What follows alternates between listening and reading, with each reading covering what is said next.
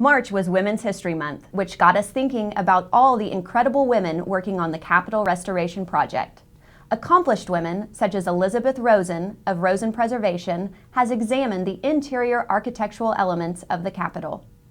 From preservation, architecture, construction, and project planning, the women working on the project are at the top of their fields. I am part of Trainer Architects, and we are essentially the preservation architect for the state capitol. I'm an architect. I came to FSB about 2 years ago. I've been with Manhattan for 10 years now.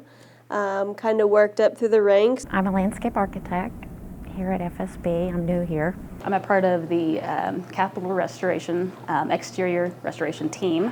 So that's J.E. Dunn, Trainer, and ADG. I'm an associate principal and director of business development.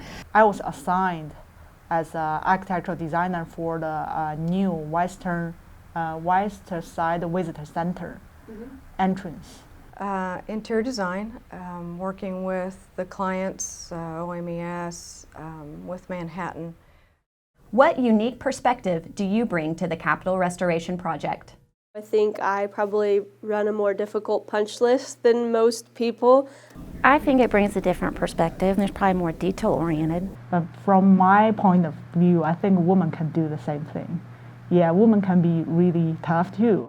Have you faced any barriers in your career because you're a woman? I started out in mathematics, which is a very male-dominated profession. So architecture actually felt like a little bit of a relief from that. Now, having been in architecture, I would say that at least in the last few years that I've seen, more and more women are coming into it. The two most recent hires that Trainer had in our field were women. I chose Manhattan when I went to work because they were very clear that they were hiring me, and whatever the task at hand they asked me to do, it had no bearing on whether I was a man or a woman. I just feel like I'm one of the guys and go to work every day, and that's how we operate.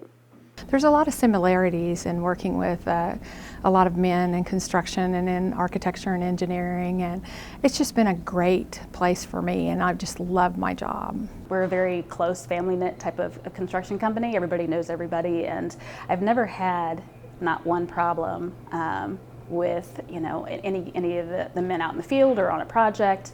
If anything, it's quite the opposite. I guess they're not used to seeing women in the construction field, so when we do get out in the field and we're able to hold our own and get the job done just as well as any other male counterpart, I think that just gives them a bit more enthusiasm, like, hey, they can get out there and do it just like everybody else can.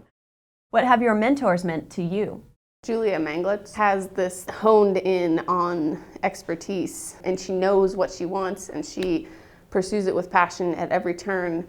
And that, I haven't found kind of that niche for myself yet, but seeing her and knowing that she has that kind of just drive and passion for that one aspect within architecture is like, I want to find that too. Find a mentor, somebody that is interested in helping young people, and then stick with that person, and you'll just go very far.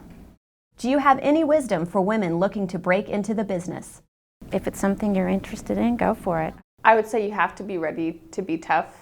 It's not as glamorous as all the TV shows and Hollywood makes it out to be, but it is satisfying to me, and if you just work hard, you're very detail-oriented, I think you can succeed. My advice would be that one thing and one thing only rules in this industry, and that is being very well educated in what you're doing. I work with guys that have been in the field doing the same job for 30 years, and they know a lot about it. The second they realize that you know a lot about it too, they respect you. What does it mean to you to be able to work on the Capitol Restoration Project? To be working on this project, it's a very unique opportunity, especially for someone I think I'm kind of in an earlier stage of my career. It's a big project. Everyone's like, oh, what are you working on? Oh, the Oklahoma State Capitol. No big deal. But people hear that and they're like, oh, that's so cool. This is going to transcend Oklahoma. It's going to touch a lot of people. It's going to touch a lot of lives, and it's nice to be a part of that. It's pretty significant, being you know, someone that lives here in Oklahoma, someone that went to OU, I mean, that's got to be one of the most historical, you know, projects here in the state alone. The significance behind it, you know, being a 100-year-old building that hasn't had a lot of work done to it over the last few years, other than, you know, the dome, is quite interesting, I think, and fascinating that I can be a part of, you know, that history going forward and being able to drive by it and say, hey, you know, I was part of the team that did that restoration.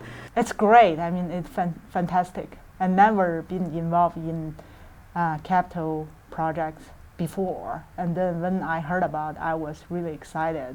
I think it's all exciting. I think it's a beautiful building. It's an amazing space.